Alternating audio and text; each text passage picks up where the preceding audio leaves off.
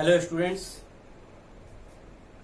आज आप लोगों को क्लास सेवन में हम लोग पढ़ेंगे चैप्टर 5। क्लास 7 में चैप्टर 5 लाइंस एंड एंगल, इस पर आज हम लोग चर्चा करेंगे। एक्सीलेंट ट्यूटर्स एकेडमी में आपका स्वागत है। इस चैनल को आप सब्सक्राइब कीजिए, लाइक कीजिए, ताकि इस तरह से आप लोगों को आगे ये सारी सुविधाएं मिलती रहें।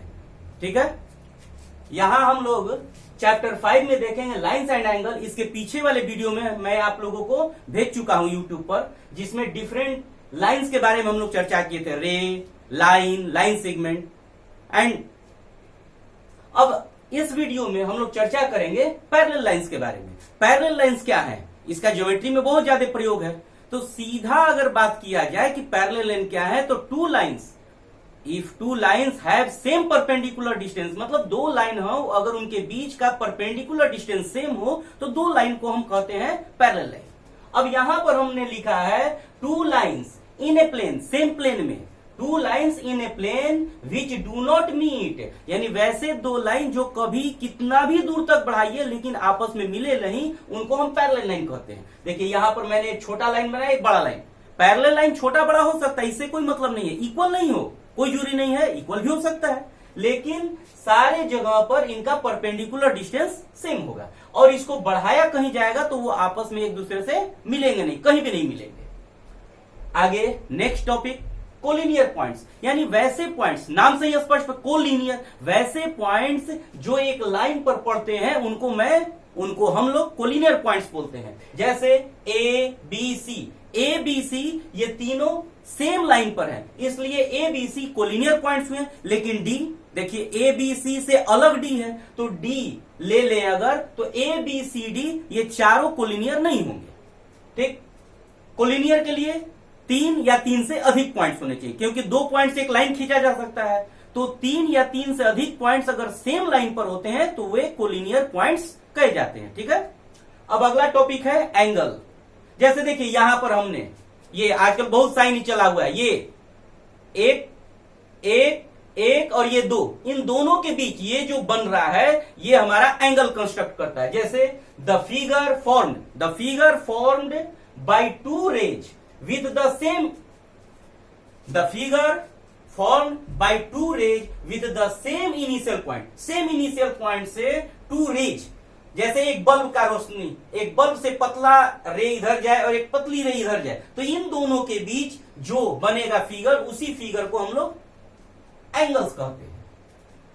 यहां पर देखिए फिगर बनाया हुआ है, एक रे आपको OA है, OA एक रे, दूसरा रे OB है, और O हो गया इनिशियल पॉइंट। इस इनिशियल पॉइंट से 2 रे जा रहे हैं, तो रे OA and OB with common initial point हुए, तो ये हमारा क्या बना दिया, एंगल बना दिया। एंगल लिखेंगे कैसे, एंगल AOB, या फिर लिख सकते हैं एंगल BOA, या फिर शॉर्ट में सबसे एंगल O। ठीक है, अब डिफरेंट टाइप्स ऑफ एंगल्स हैं, डिफरेंट टाइप्स ऑफ एंगल्स, जैसे कि हम लोग पीछे क्लासेज में पढ़ भी चुके हैं। Right angle, acute angle, obtuse. Right angle किसको कहते हैं, तो राइट एंगल उन एंगल्स को कहते हैं जिनका मेजर एग्जैक्ट 90 डिग्री होता है, that is called right angle, measure 90 degree. इसके बाद एक्यूट एंगल किसको कहेंगे, इसका मेजरमेंट 0 डिग्री से अधिक और 90 डिग्री से कम, 0 से अधिक और 90 से कम, दैट इज एक्यूट एंगल। उसके बाद ऑब्टूज एंगल हुआ 90 डिग्री से अधिक, ऑब्टूज एंगल 90 से अधिक एंड 180 से कम होता है ऑब्टूज एंगल। इसके बाद नेक्स्ट स्ट्रेट एंगल, नाम से ही स्ट्रेट, यानी कहने का मतलब वैसा एंगल जिसका मेजरमेंट 180 होता है, that is called straight angle. अगला है रिफ्लेक्स एंगल, वैसा एंगल जिसका मेजरमेंट 180 से 360, 180 से बड़ा हो, 180 डिग्री से ग्रेटर हो, और 360 से छोटा हो, स्मॉल हो, तो वैसे एंगल को हम लोग रिफ्लेक्स एंगल कहते हैं। इसके बाद अगला है कंप्लीट एंगल, कंप्लीट, पूर्ण, एक सर्किल बन जाए।